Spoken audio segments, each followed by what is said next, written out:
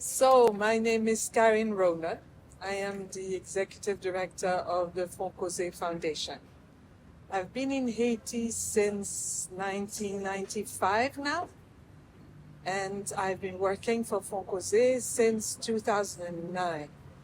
I'm a medical doctor by training, but over the years I got more and more into management and working with teams and less into actually being a clinical doctor. So I'm more a manager than a doctor today, I suppose. Fonkoze is a whole adventure. What I particularly like about it is that it's a Haitian organization with 99% Haitian staff and a Haitian board and really deep roots in the rural areas of Haiti. It makes us capable of staying with the people, even through really difficult situations like what Haiti is living through these days. You know, a lot of international organizations, they have to evacuate, they have to pause their activities, they have to kind of take a retreat in a hotel and can't get out anymore. But because we're Haitian and really well embedded into the communities we work in, we've been able to continue working through the last 4 years without any, I won't say without any problems, but at least without any interruptions. So now let me say a bit more about 2023 in particular. I make an annual report like most CEOs, I suppose. And since the last 4 or 5 years, every time in my first introduction of this annual report, I have to say, last year was bad, but this year is worse. And it's been going from worse to worse, almost nonstop over the 4 or 5 last years. And 2023 was no exception. For our activities, I think what was the toughest is that the economy of the country is being strangled. Because the gangs have a hold on all the major roads in and out of Port-au-Prince, and even on some major roads outside of Port-au-Prince, goods and people have a lot of difficulty traveling up and down. And that makes an economy that is largely based on rural production and imports and a lot of transport from one place to another. The economy is almost, people are still surviving, but it's really surviving.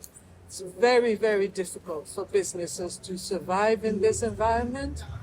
A lot of more formal businesses have had to close down, with jobs being lost. And the clients we at Fonkoze, the project participants we at Fonkoze work with, have way more difficulty making their household economy work. So in that environment, we're still very proud that we have been able to work with over 10,000 CLM families. CLM is Chimè la vie meilleure. It's our program for the extreme poor in rural areas. So how this happens is that it's a program where our teams go and look for the poorest families in a region. And I say we have to look for them because these people, generally, they don't come to community meetings. They're very often so concentrated on doing what they can to get food for their family today. They don't go to mass, they don't go to community meetings, they don't have associations.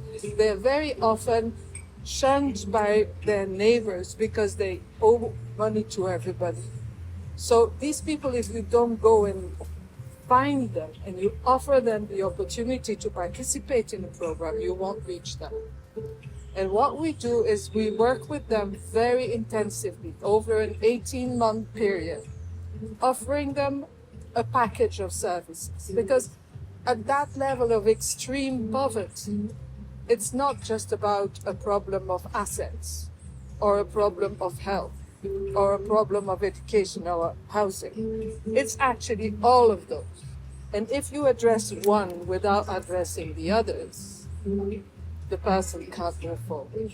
So this CLM program is really about offering a really well integrated package of services through, we call them case managers. They are like coaches. They work with these families, they visit them regularly over a 15 to 18 month period to really walk with that woman and her family, help her develop economic activities, but especially also help her find the agency and the inner strength to believe in herself and to be empowered to continue and develop the economic activities even after the program stops.